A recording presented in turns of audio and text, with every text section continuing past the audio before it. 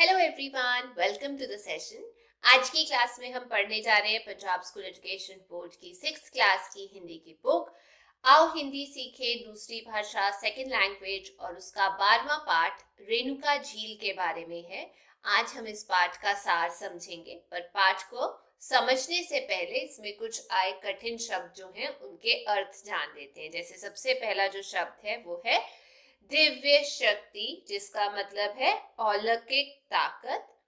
धाम का मतलब स्थान, बाल का मतलब बचपन, निर्माण का मतलब बनाना, वैसे ही तत्कालीन का मतलब उस समय का, प्रस्थान का मतलब जाना, बोटिंग का मतलब नौक चलाना, बोट चलाना, चहलकदमी मतलब आराम से चलना, सैर करना, अद्भुत का मतलब निराला, दृश्य का मतलब नजारा, पगडंडिया मतलब पैदल चलने का कच्चा रास्ता, रमणीय मतलब सुंदर, सुरम्य मतलब सुंदर, वर्जित का मतलब मनाही, मांसाहार मतलब मांस खाना, शोभायमान मतलब आकर्षक या सुंदर, उत्सव का मतलब मेला, परिक्रमा मतलब चारों ओर का चक्कर लगाना, और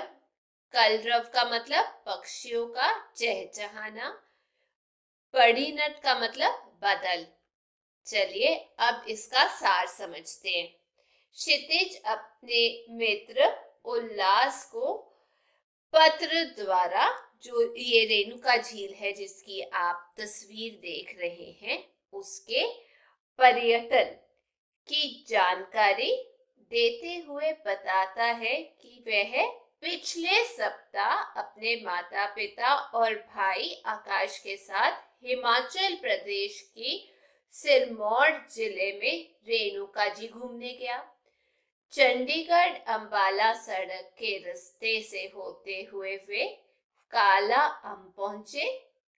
वहां से 6 किलोमीटर की दूरी पर त्रिलोकपुर ग्राम में स्थित श्री बाला सुंदरी जी के मंदिर भी गए। वहां पर वो लोग बाला सुंदरी मंदिर का निर्माण 16वीं शताब्दी में हुआ था। यहाँ से वे लोग 26 किलोमीटर दूर रेणुका जी की ओर चल पड़े। रेणुका के मार्ग में चलते हुए नाहन शहर आया।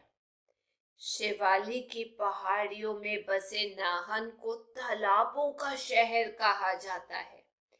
यह शहर समुद्र तल से 933 मीटर ऊंचाई पर है। यहाँ पर थोड़ी देर रुकने और खाना खाने के पश्चात वे लोग फिर से रेणुका झील के लिए चल पड़े। रेणुका झील हिमाचल प्रदेश की सबसे बड़ी प्राकृतिक झील है। परशुराम जी की माता के नाम पर स्थापित रेणुका झील समुद्र तल से 672 मीटर की ऊंचाई पर स्थित है। दंत कथा है कि परशुराम की माता रेणुका ने अपने पति ऋषि यमदाग्नि के शाप के कारण एक झील का रूप धारण कर लिया था। रेणुका झील से कुछ आगे छोटा सा तालाब है जिसे परशुराम ताल कहते हैं। यहाँ माता रेणुका और परशुराम जी के मंदिर विशेष हैं। यहाँ पर बच्चों के लिए मिनी चिड़ियाघर है। नवंबर के महीने में यहाँ पर रेणुका का मेला लगता है। इस मेले में विभिन्न मंदिरों में शोभायमान मूर्तियां लाई जाती हैं। हजारों लोग इस उत्सव में भाग लेते हैं और इस पवित्र सरोवर में स्नान करते हैं। यह झील 3 किलोमीटर तक फैली हुई है। यहाँ हमने झील की परिक्रमा की, चारों ओर घूमे। सूर्यास्त से पहले हमने मंदिरों में दर्शन किए और होटल वापस आ गए। अगली सुबह हम जल्दी से तैयार होकर पांवटा साहब के दर्शनों के लिए चल पड़े।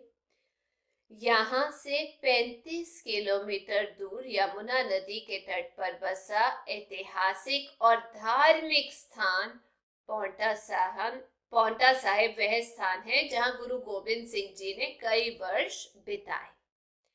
हमने वहां माथा टेका और लंगर खाया तथा चंडीगढ़ के लिए चल पड़े। सचमुच यह एक बड़ी सुखद यात्रा थी। यदि तुम भी साथ होते तो और भी मजा आता। तो ये क्षितिज ने कहा अपने मित्र, जिसका नाम क्या है, उल्लास से, चिट्ठी में उसको बताया। तो ये था इस पाठ का सार। मैं उम्मीद करती हूँ आप सबको समझ आ गया होगा। यदि वीडियो पसंद आई तो चैनल को लाइक शेयर सब्सक्राइब जरूर कीजिएगा। फिर मिलेंगे। Till then take care, bye bye.